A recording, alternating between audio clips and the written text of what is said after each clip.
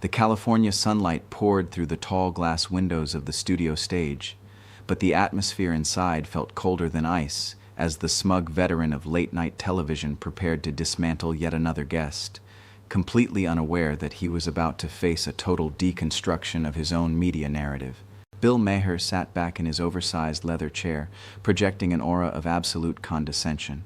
His lips curled into that trademark smirk that had for decades signaled the impending humiliation of whoever dared to sit across from him, while Jonathan Roumie sat opposite him, perfectly still, radiating a grounded, unsettling peace that immediately made the control room uneasy. The audience murmured, a low hum of anticipation vibrating through the floorboards, expecting the usual blood sport where the Hollywood elite scored cheap points against anyone holding traditional values. But the script was about to be flipped in a way that would send shockwaves through the entire cultural landscape.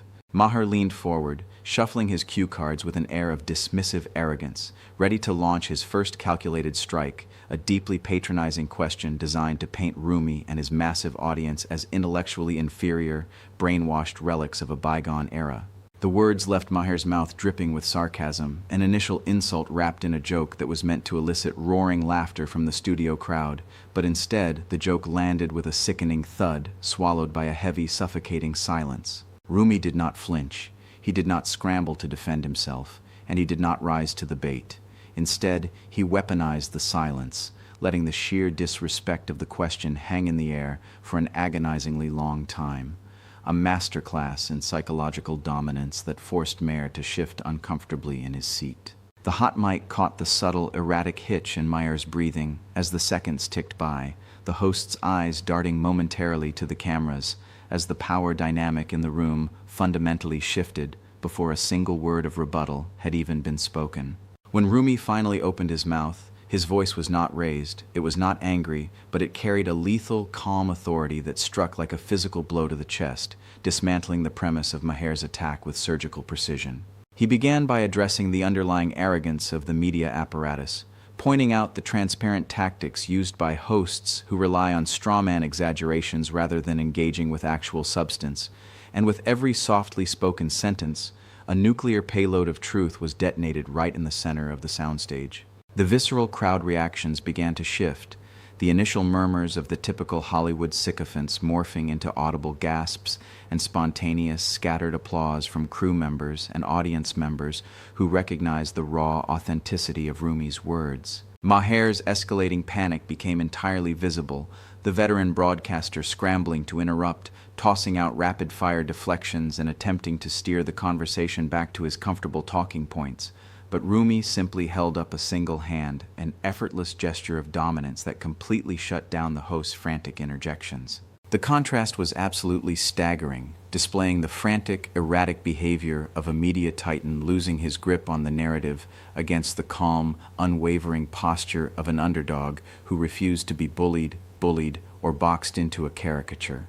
Roumie systematically broke down Maher's worldview, exposing the inherent contradictions and the hollow elitism that drove the mainstream media's obsession with mocking faith and traditional values, turning every one of Maher's insults into badges of honor for the millions of people watching at home. The control room was reportedly in absolute chaos, producers shouting into headsets as the live feed captured the undeniable humiliation of their star, realizing too late that this was not a debate. It was a televised execution of an outdated ideological superiority complex. As Roumie continued his methodical takedown, the viral come-downs began to stack up, each logical counterattack more devastating than the last, completely destroying the carefully constructed illusion of Maher's intellectual high ground. The studio audience, previously conditioned to laugh on cue, was now hanging on to Roumie's every word, captivated by the righteous indignation and the sheer courage it took to walk into the lion's den and rip the teeth right out of the beast. Maher tried one last, desperate maneuver, a highly personal jab intended to rattle the actor, but Roumie caught the insult mid-air and casually crushed it, reframing the narrative to highlight the profound emptiness of Maher's cynical worldview compared to the hope and purpose that fueled his own life and work. The atmosphere in the room was electric, crackling with the energy of a historic cultural moment, a true David versus Goliath triumph where the slingshot was nothing more than undeniable truth delivered without fear. Social proof manifested in real time as the crowd erupted into genuine, sustained cheers, completely validating the narrative that the everyday person was absolutely exhausted by the smug condescension of out-of-touch celebrities telling them how to think and what to believe. Roumie's words exploded across the internet even before the broadcast finished, generating massive FOMO as hashtags began trending worldwide, the digital public square lighting up with millions of users witnessing the total destruction of a legacy media icon. The pacing of the confrontation swung like a pendulum, from the slow, agonizing, tension-building descriptive pauses, where Roumie simply let Maher drown in his own arrogant silence, to the fast-paced, punchy dialogue, where the actor effortlessly parried every frantic counter-argument. It was a knockout blow that no one saw coming, a moment of deep catharsis and vindication for an audience that had been marginalized and mocked for years, suddenly seeing their intelligence validated on a massive, undeniable platform. As Maher fumbled with his remaining cue cards, his face flushed and his posture defeated, the reality of the situation set in. He had invited a lamb to the slaughter, only to realize he had locked himself in a cage with a lion.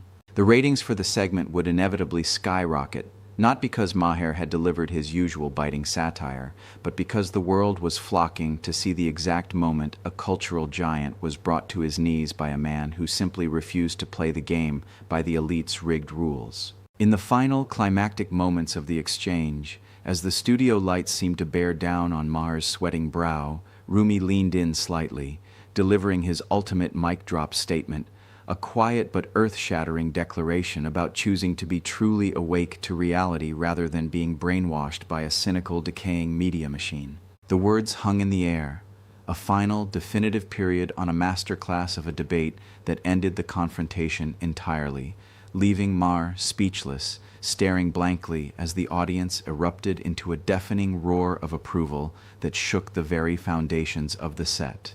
The immediate viral aftermath saw clips of the showdown dominating every social media platform, with millions celebrating the underdog's undeniable victory and the spectacular collapse of a media bully. If you want to see more breakdowns of these incredible cultural shifts and moments of absolute truth, smash that subscribe button.